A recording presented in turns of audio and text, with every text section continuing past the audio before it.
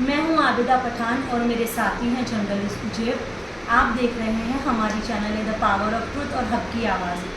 आज मैं आपसे बात इस मुद्दे पर करना चाह रही हूँ कि जैसे इम्तियाज़ जलील साहब ने औरंगाबाद से चलो मुंबई और काफ़ी लोग उनके साथ जुड़े, ऐसा काफिला जुड़ा कि शायद हो सकता है कि ये इंडिया के इतिहास की सबसे बड़ी रैली हो। तो आज मैं आपसे उस बारे में बात करूँगी कि बहुत सारे मुस्लिम्स के ऐसे मुद्दे भी हैं जिन पे बहुत सारे सोशल एक्टिविस्ट काम भी कर रहे हैं। और हाल में हमारे प्रॉफिट मोहम्मद सल्लल्लाहु अलैहि वसल्लम पूरी दुनिया में जिनकी शान के लिए लाखों मुसलमान रोड पर आने, मरने और कटने एक वक्त पर तैयार होते थे, आज ये जो साधु है रामगिरी, इसने महाराष्ट्र में इस तरह से हमारे नबी पाक की बेहुरमती करी है।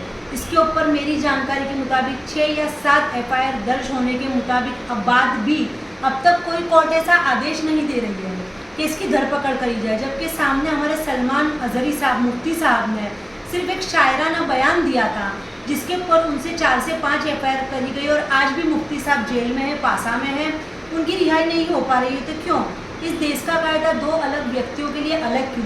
क्या देश के कायदे को भी धर्म से नापा जा रहा है? इम्तियाज़ जलील साहब ने जो मुहिम करी, लाखों लोगों ने उनको जैसा समर्थन दिया, उन्होंने शिंदे गवर्नमेंट को ले जाके देश का संविधान दिया कि हम भी इस देश के नागरिक हैं और संविधान ये कहता है।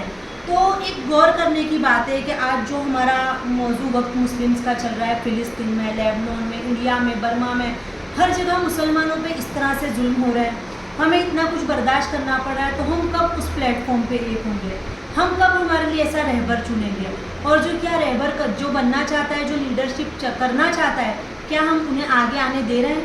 क्या हम इन सब चीज़ों से ऊपर आ रहे हैं? हम सारे मुसलमान आज के दौर में हम क्या कर रहे हैं? ये नकली पत्रकार है, वो असली पत्रकार है, वो बंटी है, वो बबली है, वो ये है, वो ये है, वो ये है।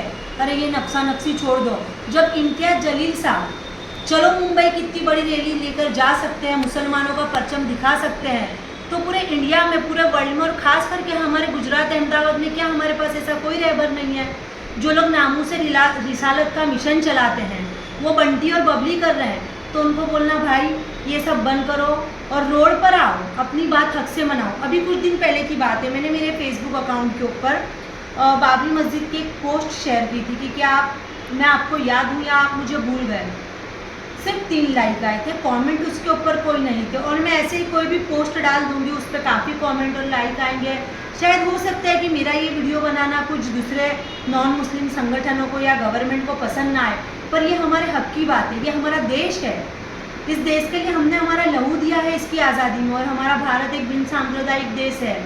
इसके अंदर हर धर्म का रिस्पेक्ट होना चाहिए। हमारा इस्लाम, हमारा मज़हब कभी भी हमें किसी और धर्म की, किसी देवता की बेइज्जती, बेहुरमती करने का नहीं सिखाता है। तो वही रिस्पेक्ट हम भी हमारे मज़हब के लिए चाहते हैं। और इम्तियाज़ जलील साहब के काम की मैं बहुत ज़्यादा सराहना करती हूँ कि उन्होंने ये परचम दिखाया, मुस्लिम एकता दिखाई।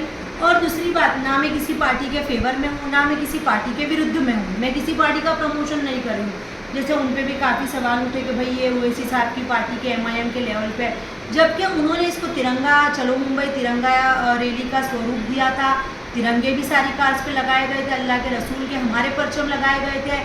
तो फिर वही बात आ जाती है कि जब एक इंसान हमारे हक के लिए, हमारे नबी पाक की शान के लिए लड़ रहा है, तो हम उसे क्यों पॉलिटिकल नॉन पॉलिटिकल कर रहे हैं? बल्कि हमें तो उसका साथ देना चाहिए और उससे सीख के हमें ये चीज़ गुजरात में यहाँ पर अप्लाई करनी चाहिए। दूसरी मैं एक बात बोलूँगी, शायद वीडियो मेरा ज़्यादा लंबा हो रहा है, यूट्यूब इंस्टा पर आपको पसंद ना आए, पर हमारे मुस्लिम सेवा संघ के प्रमुख हैं, नेशनल प्रमुख हैं फिरोज भाई मसूलदार, उन्होंने एक पोस्ट डाली थी।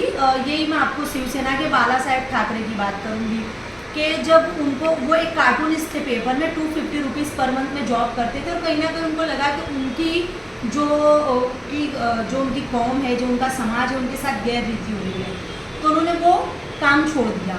उनके साथ मिल मजदूर काफ़ी संगठित हुए, उनमें से ना किसी को नेता बनने की लालच थी, ना किसी को फ़ोटो पढ़ाने की लालच थी। अपने घरों में उन्होंने फाके किए, और वो सारे मिल मजदूर जो महाराष्ट्रियन थे, उनके समाज के थे, वो हर महीने 1 रुपये स्वेच्छा से बाला साहेब ठाकरे को देते थे अपना घर चलाने के लिए। बाला साहेब ठाकरे ने उसकी गठबंधन किया, शिवसेना को बनाया, यहाँ तक कि आज राजनीति में उनका हिस्सा है, गवर्नमेंट उनकी है। तो हम मुसलमान, जो हमारा फ़िलिस्तीन में और अब तो लेबनान में भी काफ़ी ये हो रहा है, इंडिया की भी हम परिस्थिति जानते हैं कि हम ये सब क्या भुगत चुके हैं। हमें बाबरी मस्जिद के बारे में सुप्रीम कोर्ट पे भी हम सबर खा गए। मुफ्ती सलमान अजहरी साहब अंदर है, हमारे कोई मौलाना कोई बयान नहीं दे सकते, हमारे मदरसों पे जब चाहे रेड पड़ सकती है।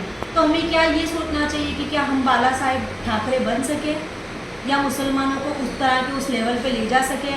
तो बस मेरा आपसे कहना है कि मैं इम्तियाज़ जलील साहब की बेहद प्रशंसा करती हूँ। उन्होंने बहुत सराहनीय काम करा है और मैं खुद गवर्नमेंट से कहना चाहती हूँ कि आप संविधान उठा के पढ़े।